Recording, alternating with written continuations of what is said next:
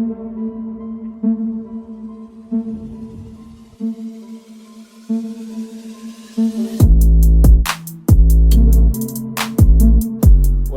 good? Welcome back to another episode of Kingsley TV. My name is Kingsley Brown. I'm out here in Texas at a high school track. Facilities are crazy for a high school. Getting ready for my debut, my season opener for the 2022 track and field season. About to open up at the Texas Relays in a 4x1 and a 4x4. That should be fun. In order to get you guys some more consistent content, I figured I'd do a Q&A. So I asked you guys, I dropped the questions, said ask me anything you want. So I'm about to get into your questions. Jump in and see what you guys got for me. All right, so the first question is from the mind of Aaron, nice name. And he says 3 different questions, so I'm gonna break it down into 3 different parts. The first question is, when did you realize you had a potential for a career in track?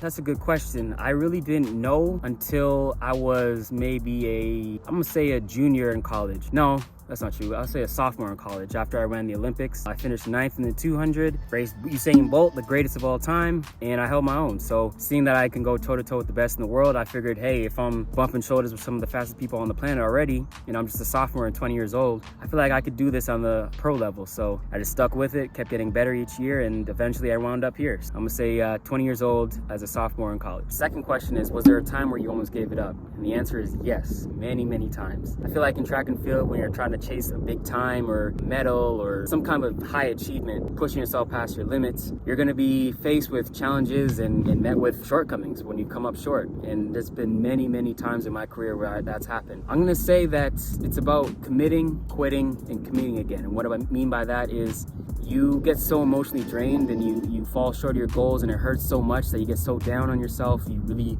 start to question, is this really for me? Do I really want to keep putting myself through this? Pain, man, it could be so real, so real, because you want it so bad and you keep falling short of it. And why I say quit is because you allow yourself to feel that pain. You go down, you feel those emotions, and then you pick yourself back up right after that. I always go no more than the day.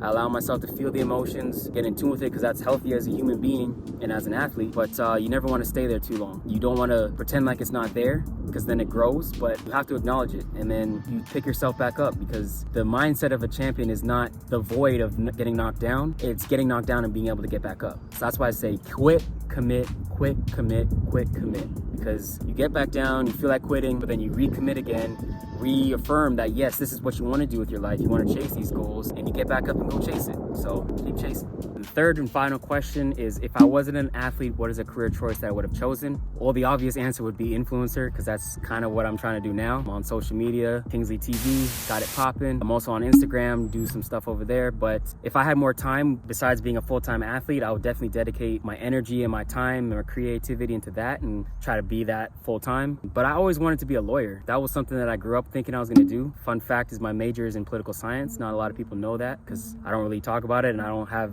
any intentions of using it anymore. But once upon a time in my life, that is the career choice that I wanted to go about. I wanted to be an entertainment lawyer. I thought that would be pretty dope. You know, get to be in Hollywood, represent some big stars, maybe even be a track agent, represent some of the biggest talents in track and field, which could still be a possibility. You never know. I'm never going to close the door on anything. But yeah, if I was an athlete, I'd say the number one choice would be a social media influencer, because it's what I want to do now. All right, so I'm back in my hotel. Jonathan Kahn says, can you take us through a normal week, day by day, lifting and training wise? All right, so Monday, we start off with some speed endurance, and then we have upper body in the gym. Tuesday, we'll do speed and blocks. That's really our technical day, so we'll do a lot of short sprints, a lot of block starts. On Wednesdays, early in the season, those will be our sled days, so a lot of sled pulls and sled pushes, and then some barbell lunges. When we're in season, that'll be our stride days, like our recovery day in the middle of the week. Thursday is another technical day like Tuesday was, so we do more speed and blocks, really refining that and honing in on our technique, making sure we apply what we learned on Tuesday. And then Friday is our pivotal day. It could be anything. If we missed something earlier in the week, you know, we'll make it up on that day, or you might give us off if we had a great week and we deserve some recovery. Depends on how we train. So, and that's another lower body day on Friday. And on Thursday, we do upper body again. So 2 upper body days, 2 lower body days, and a recovery day in the middle of the week. Train 5 times a week. Vosto asked, have I ever had to face bigger injuries in my career?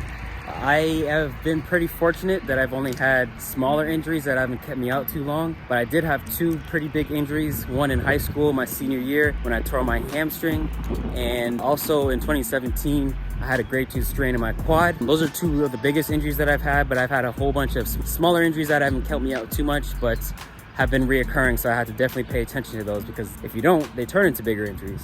Polka TV asked why I didn't participate in the World Indoor Championships and what's my 60-meter PB. I didn't compete in it because my coach always likes to focus on outdoors. Outdoors is where all the money's at. Outdoors is the biggest focus of the season. So we usually just train through and really try to refine our sprint mechanics and all that stuff and open up with some relays before we get into outdoor running. And my 60-meter PB is 6:55. I ran that in college in 2014. I've only had one indoor season in the last like 10 years since 2010 in high school. So I really feel like I could break that PB, but maybe one of these years I'll get to run indoors and my coach will actually let us compete. But so far he hasn't. He's been focused on outdoors, and for good reason, because that's where all the focus is. That's where the big money's at. That's what the shoe companies care about. It's what most fans care about. So we just put all our eggs on outdoor season. Gary Bear asked if there was ever a time where I wanted to quit and what made me keep going. I pretty much alluded to that question earlier, but I'll repeat it here.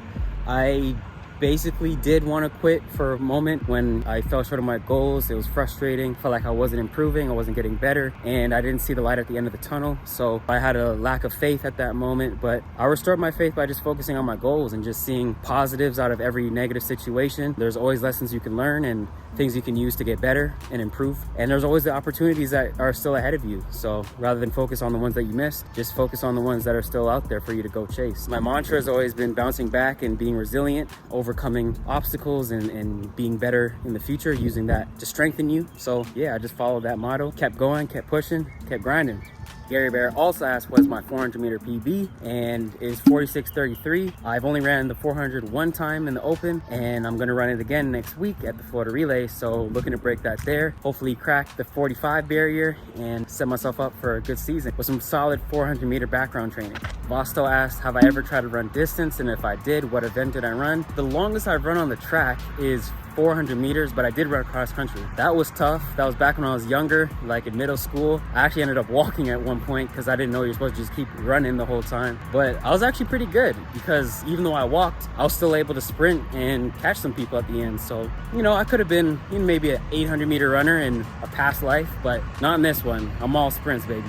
Tenno Yadav says, what is my training schedule and how many times a week do I train? I train 5 days a week, Monday through Friday. But when we're deep in the season, sometimes we're in and out traveling and stuff. So if we come back from a competition, or if we're gearing up for a world championships or trials or something big like that, we might go 6 or 7 days throughout the week and have some extra practices just to really get the body pumping, get some extra training, some hard training, do some recovery stuff. And if we're struggling with something, sometimes we can come up on the weekends and work on that, like do some extra block starts or extra sprinting to refine a technique that we're trying to master. But for the most part, we go Monday through Friday. L Jackson 27 asks, what is the best workout or exercise to increase top end speed? This is another technical question that I'm not a coach, like I always say, but I'll give my personal opinion. I always like overspeed, anything with resistance training or running down hills or something where you're being pulled, or when you have weights on and you take them off, you know, replicating that same movement and teaching your body how to do it with overspeed or with resistance or with extra weights, and then you take it off and the body adapts and learns how to do it without all that stuff, kind of teaching the body how to go faster and push yourself beyond your limits. So any exercises like that, I'm a big fan of. Me personally, that's what I would say, but every coach has their own philosophy. Adele Suleiman says, when did you start track and field from day one? And do you remember one of the greatest moments of yours when you were a junior? And how long did it take for you to race professional? All right, 3-part question. So the first one, when did I start track and field from day one? I started track when I was young, but I did it for fun. I didn't really take it seriously. I was just doing it to stay active. I did all kinds of sports, volleyball, baseball, football, basketball. Track was one of the last ones, but I just did it because I knew I was fast. And I started that in middle school, but I would say I didn't start competitive track with like spikes and taking times and all that stuff, like track we know today. I didn't start that until high school, I'm gonna say junior year, grade 10. Second question is, do you remember a great moment of yours when you were a junior? Yes, Moncton 2010 for sure is a big one that stands out, when I was able to get bronze in front of the home crowd. I ran 21 flat. That was a PB at the time, came out of nowhere from lane 8 or lane 9. I think it was lane 9. Surprised the crowd, surprised everybody, came through with the medal, and that was definitely a cherished moment of mine, coming through for the home crowd. And the last question is, how long did it take for you to run professional? It took me until 2014. I got my contract after I did all 4 years at college at USC, and I signed with an agent, and then I was able to run professional later that season. Actually, I still ran for USC because I didn't officially sign until October. I ran professional my first race in April of 2015. Gary Bear also says, what percentage of sprinters you sprint with do you think have used or uses PEDs, and also have you ever or would you ever use PEDs? It's a loaded question, and someone in the comments said I wouldn't answer it, but I'm gonna answer this one. Okay, so what percentage of sprinters I think use PEDs? I have no idea, and I don't like to think about that kind of thing because I know it's out there. I'm not gonna be naive and think that people don't use it. People get caught all the time, and people don't get caught all the time but are still using it, and we don't find out until years later. That's why we have those retroactive bans, and people get upgraded to medals years later, and it sucks, but it is what it is. It's part of the sport. I have no idea the numbers because I don't do it, and no, I have never considered it because the consequences are just way too high. Even if it's something small, people don't look at you the same. They always associate you as a drug cheat and write that with your name. You can see it under the comments, and when people write about them in articles and all that stuff, it's just not worth it to me, man. I'd rather see how far I can get on my raw talent, my hard work, and I'll live with that. I'll be good with that. I'm not somebody that needs to win at all costs and is willing to cross the line just to be first in a race. I have dignity and I believe in clean sports. So no, I would never use it. I've never considered using it, and I have no idea what percentage of sprinters use it. It's almost like believing in Santa Claus, because once you stop believing in Santa when you're a kid,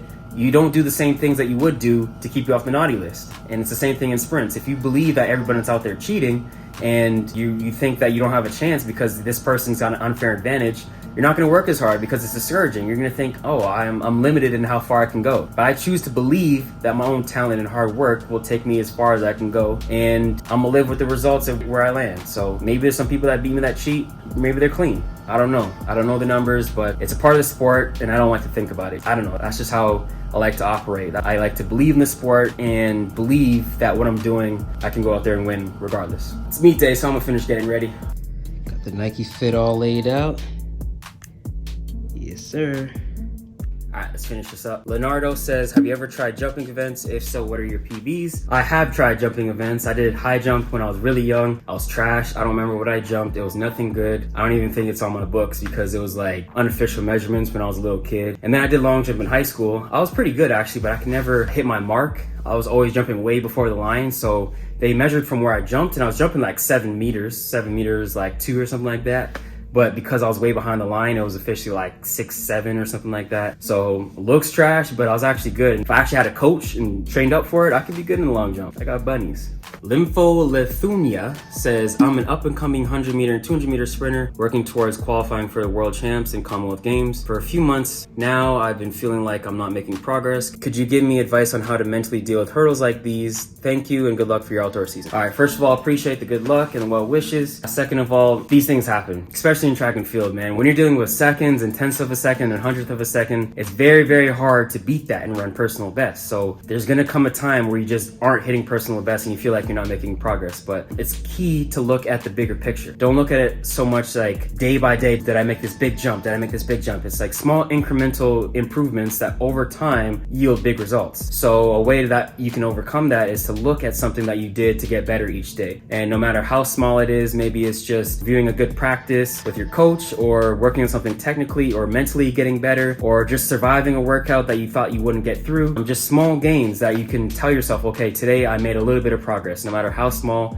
all of it adds up over time, and it's all important. Yeah, that'll get you through the day, and eventually you will see that progress. It'll come back. Just believe in yourself, trust the process, and over time it will add up. You just have to trust it. Devesh Kumar says, any coach or academy suggestions who can give us the best online training? I would definitely recommend Fast You. Will Collins on Instagram, he's a really cool guy and he knows his stuff. If you look at his Instagram page, you can see he's put out a lot of different content for getting faster. There's a lot of Instagram gurus, but he's one of the best that I've seen. He really knows what he's talking about. He's got the results to prove it. He's helped a lot of kids get faster and put them through college and get scholarships and stuff. So I would definitely recommend checking out Fast You on Instagram. Adam Akwoko says, what is your lifting program? When do you lift? Heavy, light, reps, sets, etc., and exercises? My lifting program, like I said earlier, I lift 4 times a week. Upper body on Monday and Thursday, and lower body on Tuesday and Fridays. And sled pulls on Wednesdays, which kind of acts as another lower body day. We go heavy in the fall when we're in deep training. We know we're really trying to create our foundation for the season, break down the body and build it up stronger, get as strong as we can And then we start to taper off as we start to race. And then we hit another heavy session when we go into like training for trials right before we are about to hit our peaks and stuff like that. But for the rest of the season after that, we're all light and pretty much no weights after that. So we start out heavy and then we taper up, go heavy again, not too heavy though. We don't max out like right before trials. We want to rebuild the muscles, make sure that we're not falling off too much, make sure that we maintain our strength and we don't lose too much. And then it's all about carrying it throughout the season, working off our foundation that we built up in the fall and spring training.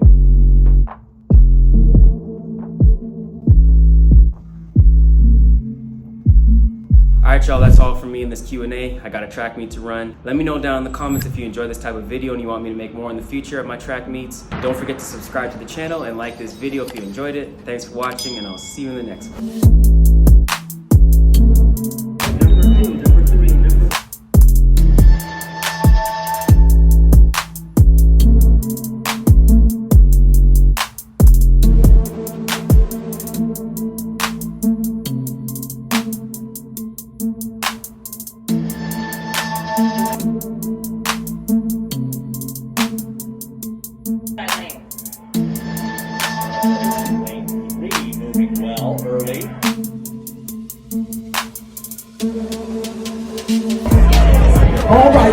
I ain't gonna lie, I'm hurt.